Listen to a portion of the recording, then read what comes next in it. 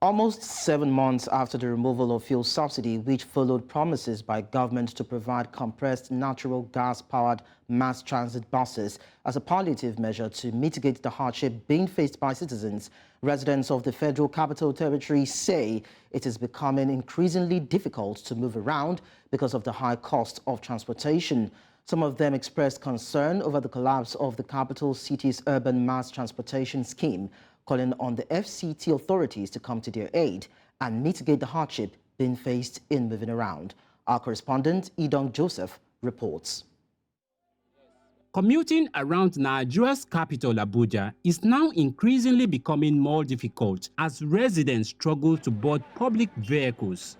It's also a fight to displace other commuters in an attempt to secure the few available spaces in commercial vehicles, either to get to work or return back home after a busy day at the office.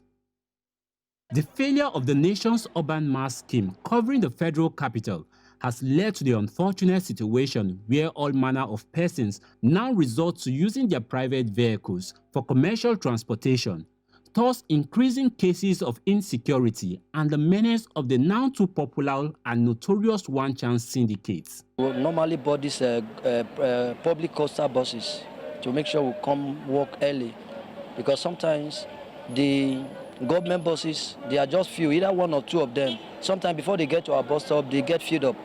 Sometimes we end up standing, and the standing is very stressful to us. Sometimes when we come out, you see a lot of people on the road. You have to stand there for like 1 hour, 30 minutes before you get a vehicle.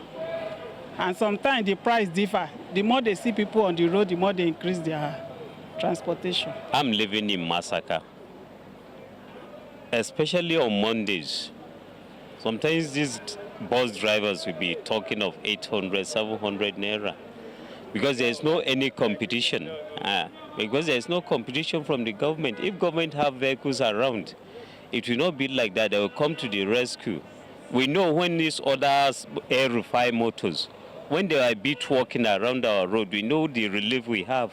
With a rise in inflation that has made living for citizens difficult, some residents have called on the government to fulfill its promise to make available buses for public transportation that will be more cost-effective. We don't even know what to say again, because sometimes they will say they will do something, they will not do it. 1 year, 2 years, we are still on it. They have been saying that they will ease the transportation, but up to now we have not seen any vehicle. During the aerofire, those aerofire, they do help, but because of lack of maintenance, all those vehicles have parked. If you go to where they park them, go to Kubaro, go to Karo site, you see many of them parked there, spoiled. They don't maintain them. That's all of them fade away like that. So we'll beg the FCT minister if he will be able to use his good office to help us and bring out those new buses that they promise us.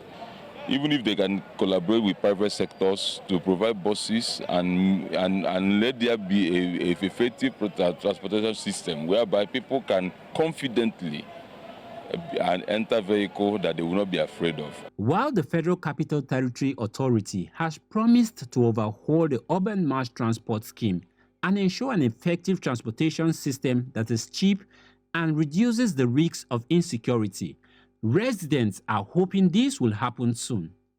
Idong Joseph, reporting for News Central.